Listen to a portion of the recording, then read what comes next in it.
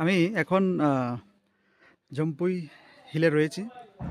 আপনারা দেখতেই পাচ্ছেন আমার পেছনে লেখা রয়েছে এই যে জম্পুই হিল। আর এইটা হচ্ছে লজ, যেটা ইডেন লজ। প্রথমে আসবেন এখানে থাকার জন্য। এই জায়গাটাতে পুরোটা আমি দেখাচ্ছি। এই হচ্ছে লজ।